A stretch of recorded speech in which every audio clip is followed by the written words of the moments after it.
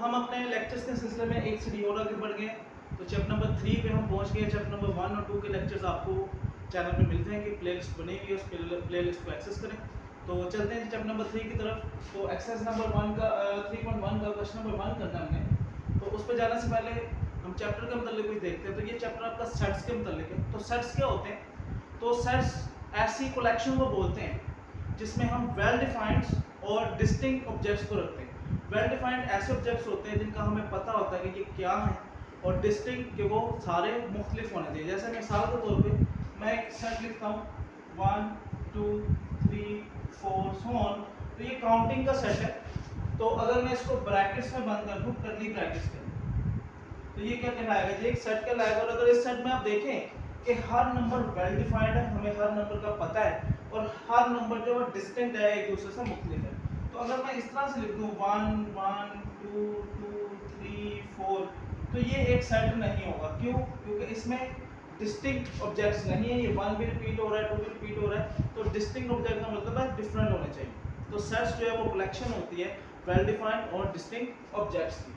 अच्छा जी, अब दूसरी तरफ चलते हैं कि सेट्स को लिखने के तरीके कितने होते हैं। तो सेट्स को लिखने के 3 तरीके होते हैं। पहला तरीका होता है जी टैबुलर फॉर्म। टैबुलर फॉर्म में हम नंबर्स या दूसरी सूरत में सेट्स को लिखते हैं और हर एलिमेंट के दरमियान कॉमा लगा के उसको डिफर करते हैं। जैसे कि अभी सेट लिखा था 1 2 3 4 5, जिसमें देखें हर एलिमेंट को अलग करने के लिए हमने दरमियान में कॉमा का इस्तेमाल किया। तो ये टैबुलर फॉर्म है। यहाँ पे लिख देते हैं टैबुलर फॉर्म। अब इसी को हम दूसरी तरफ लिखते हैं। तो दूसरी जो फॉर्म होती है वो डिस्क्रिप्टिव फॉर्म होती है। डिस्क्रिप्टिव फॉर्म में हम इसको किसी लैंग्वेज में, जैसे कि इंग्लिश, उर्दू में बयान करने की कोशिश करते हैं। तो इसको मैं लिख सकता हूँ कि सेट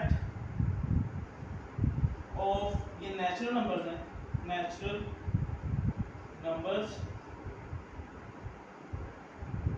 लेस देन 6। तो 6 से छोटा नेचुरल नंबर जिनके 1 से लेके 5 तक। तो ये दूसरा तरीका हो गया। इसको हम बोलेंगे डिस्क्रिप्टिव फॉर्म। अच्छा जी, इसके साथ तीसरा तरीका जो है, जो हमारा क्वेश्चन नंबर 1 भी है, वो है जी set builder notation. Set builder notation. अच्छा जी, इसमें हम क्या करते हैं कि सेट्स को उसकी प्रॉपर्टी के लिहाज से लिखते हैं। जैसे कि इस सेट में क्या प्रॉपर्टी है? पहली प्रॉपर्टी तो ये है कि ये नेचुरल नंबर का सेट है। दूसरी प्रॉपर्टी क्या है कि ये 1 से शुरू होता है, कहां तक जाता है? 5 तक जाता है। तो इस सूरत में हम इसको लिखेंगे। तो लिखने का तरीका होता है, सबसे पहले आपने इस सेट को किसी वेरिएबल के साथ अटैच करना है कि ये सारे नंबर्स जो हैं, जितने भी एलिमेंट है, वो एक वेरिएबल को बिलोंग करते हैं। तो वो हम x लिख लेते हैं। उसके बाद हम ये निशान लगाएंगे। इस निशान का मतलब है कि सच दैट, जैसा कि x।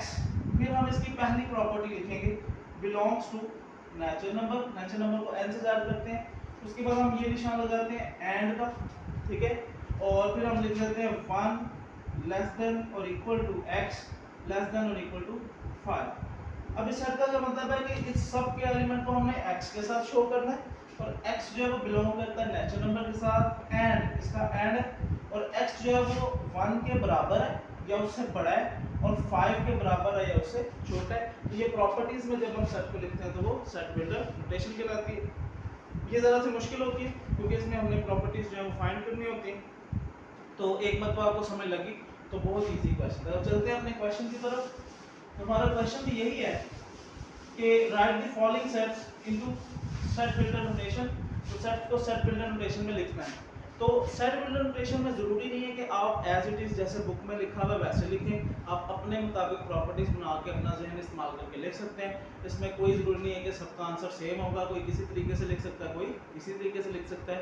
तो आप जैसे आपको ईजी लगे या समझ आए उस तरह से आप लिखें। तो क्वेश्चन नंबर 1 है, मेरे पास एक सेट दिया हुआ है 1 4 9 16, फिर ये जा रहा है जी 484 तक। अच्छा जी, अब सबसे पहले हमने इस सेट में देखना कि पैटर्न क्या इस्तेमाल होगा। तो मैं देखूं तो पहले 1 है, फिर 4 है, फिर 9 है। तो मेरे मुताबिक तो ये स्क्वायर का सेट है। 1 का स्क्वायर 1 होता है, 2 का स्क्वायर 4 होता है, 3 का स्क्वायर 9 होता है। तो जैसे जैसे हम नेचुरल नंबर्स, ये नेचुरल नंबर काउंटिंग है 1 2 3, इसका स्क्वायर लेते जा रहे हैं, वो नंबर यहाँ पे आते जा रहे हैं।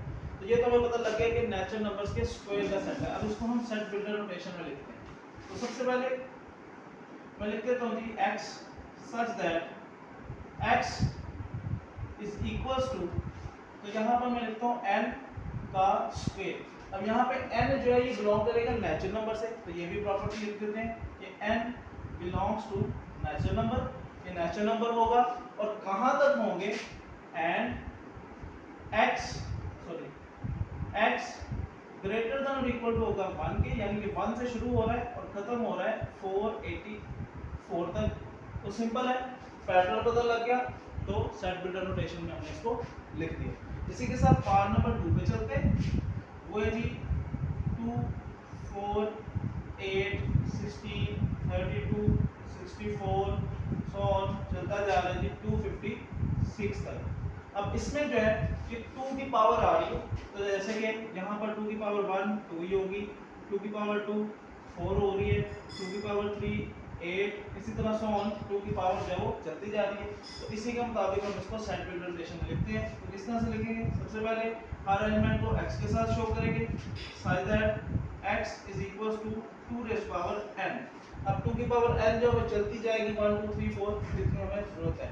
तो ये भी लिख लेते हैं कि n belongs to natural number, यानी कि 1 2 3 4 चलती जाएगी, एंड x जो है वो लेस देन और इक्वल टू 2 से शुरू हो रहा है और ग्रेटर देन लेस देन और इक्वल टू 256 तक वो जा रहा है, यानी कि 2 से शुरू होकर 256 तक वो जा रहा है। तो वही तरीका है, सिर्फ आपने पैटर्न तलाश करना है। तो बहुत इजी क्वेश्चन है। तीसरे पार्ट पे चलते हैं जी।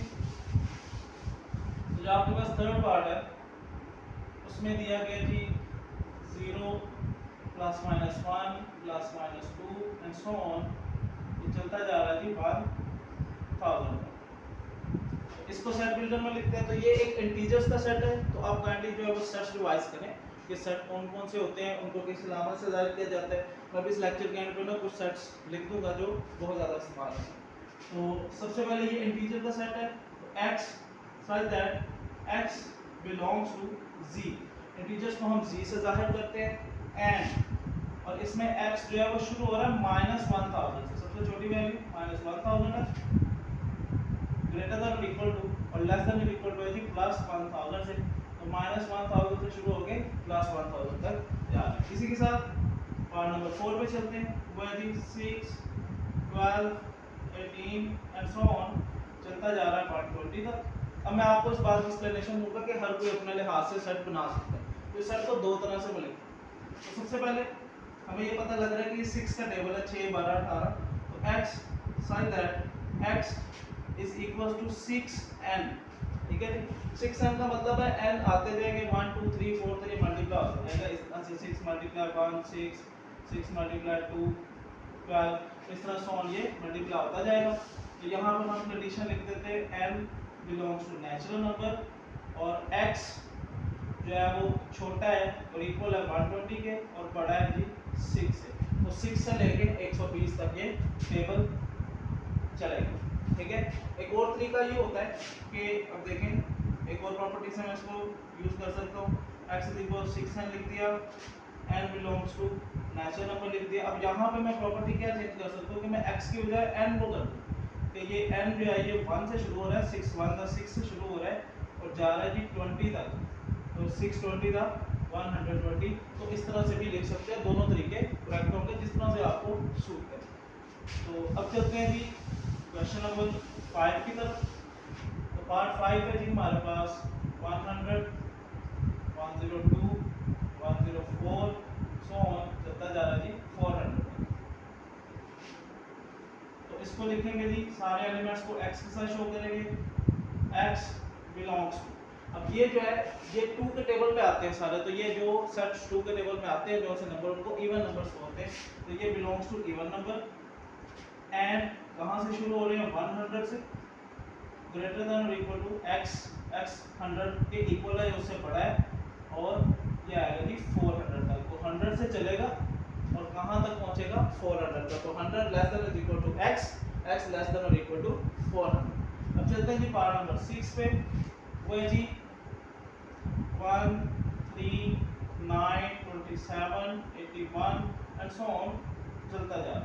अच्छा जी, अब यहाँ पर जो है हमारे पास 3 की पावर आ रही है, लेकिन ये पहला नंबर जो 1 है वो किस तरह से बनेगा, तो हम 3 की पावर लेते हैं 0 से, तो 1, 3 की पावर 1 3 आ जाएगा, 3 की पावर 2 9 आ जाएगा, 3 की पावर 3 27 आ जाएगा, सो ऑन चलता जाएगा। तो पैटर्न का पता लग गया कि 3 की पावर बन रही है।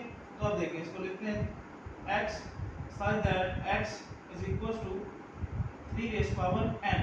और ये जो है इनफिनिट सेट है। इनफिनिट सेट ऐसे सेट होते हैं जो कहीं पर भी रुकते नहीं है। बाकी जो ऊपर जितने भी पढ़े हैं वो फाइनाइट सेट थे जो रुक जाते हैं, इनफिनिट सेट चलता जाता है, कभी भी रुकता नहीं है।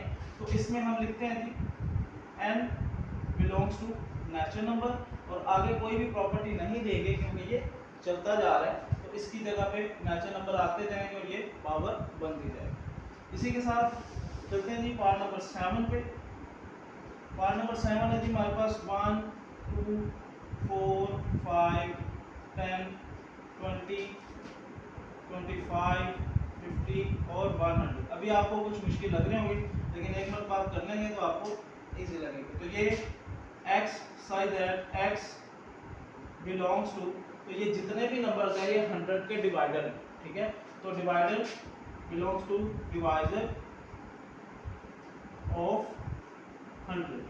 यहाँ हम इसको इस तरह भी लिख सकते हैं फैक्टर्स ऑफ 100। दोनों में से जो मर्जी आप लिख सकते हैं। तो ये सारे 100 के फैक्टर हैं।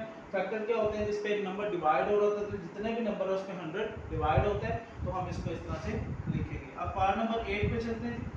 पार्ट नंबर 8 है जी हमारे पास 5 10 15 एंड सो ऑन 100 तक। तो ये बहुत इजी है, पहले हमने किया है, उम्मीद आप भी कर लोगे। पहले हमने 6 वाला किया था, 6 का टेबल और 5 का टेबल। तो उसी तरह इसको भी लिख देंगे, x से शो करेंगे x is equals to 5n और n belongs to natural number.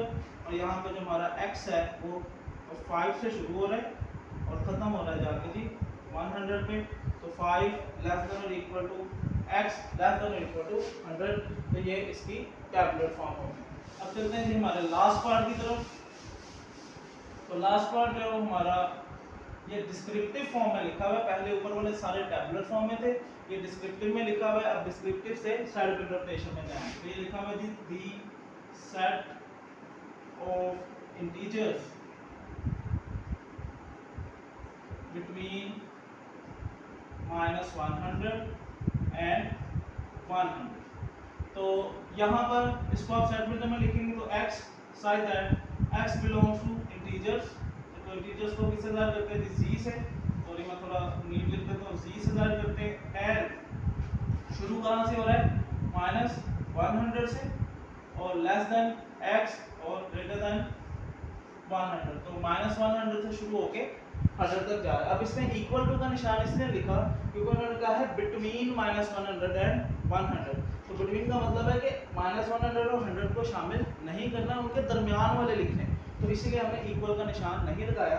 अगर इक्वल का निशान लगाते तो ये भी इंक्लूड हो जाने थे, तो इसीलिए नीचे वाली लाइन हम नहीं लगाएंगे। अगर नीचे वाली लाइन लगाते तो ये भी इंक्लूड हो जाएंगे। उम्मीद है आपको इन क्वेश्चंस की समझ लगी होगी। इजी क्वेश्चन है, एक दो मरतबा प्रैक्टिस करें, समझ नहीं लगी है वीडियो को दोबारा देखें तो आपको इंशाल्लाह समझ लगे। अब मैं कुछ इंपॉर्टेंट सेट्स यहाँ पे लिखता हूँ, उनको लाजमी आपने ज़हन नशीन कर दें। तो सबसे अहम जो सेट होता है वो होता है जी होल नंबर का सेट। होल नंबर का सेट 0 से स्टार्ट होता है और चलता जाता है जितनी भी काउंटिंग है। उसके बाद एक बड़ा अहम सेट है नेचुरल नंबर का सेट, वो भी हमने देखा भाई ये 1 से स्टार्ट होता है, इसमें 0 नहीं होता। अगर होल नंबर के सेट से 0 को निकाल दिया जाए तो वो नेचुरल नंबर का सेट बन जाता है। फिर होता है जी इवन नंबर्स का सेट, ऐसा सेट जो 2 के टेबल पे आते हैं, 2 पे डिवाइड होते हैं, 2 4 6 8 सो ऑन चलते जाते हैं। उसके बाद होता है जी ऑड नंबर्स का सेट, 1 3 5 7 9 11। वो जितने नंबर हैं जो 2 के टेबल पे डिवाइड नहीं होते हैं वो ऑड नंबर हो गए। उसके बाद आ जाते हैं जी प्राइम नंबर्स का सेट। प्राइम नंबर ऐसे नंबर होते हैं जो अपने ही टेबल पे आते हैं, अपने टेबल के अलावा किसी और टेबल पे नहीं आते। तो प्राइम नंबर में 1 नहीं आता है। तो 2 से स्टार्ट होता है, 2 3 4 नहीं लिखेंगे क्योंकि 4 दो टेबल्स पे आता है, 4 पे भी आता है और 2 पे भी आता है। 5 लिखेंगे, 6 नहीं लिख सकते, 6 2 पे भी आता है, 3 पे भी आता है, 6 पे भी आता है। 7 लिख सकते हैं, 8 नहीं लिखेंगे क्योंकि 8 2 पे भी आता है और 4 पे भी आता है। 9 भी नहीं लिख सकते, 10 भी नहीं लिख सकते, 11 भी है, सो ऑन। इस तरह से प्राइम नंबर है। और इन प्राइम नंबर के अलावा जितने भी नंबर्स होते हैं उनको हम कंपोजिट नंबर बोलते हैं। इसमें आ जाते हैं हमारा 4 6 8 9 10 सो ऑन चलता जाता है। और एक और काफ़ी अहम सेट है जो इंटीजर्स का। इंटीजर्स में पॉजिटिव और नेगेटिव सारे नंबर आ जाते हैं।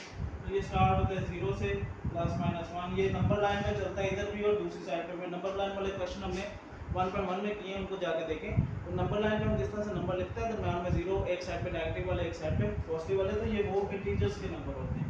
+-2 +-3 एंड सो ऑन चलता जाता है जहाँ तक काउंटिंग होती है। तो उम्मीद है आप इन सेट्स को ज़हन-नशीं लाजमी करेंगे, याद करेंगे, जहन में रख लें, काफ़ी काम आएंगे इस चैप्टर के अंदर।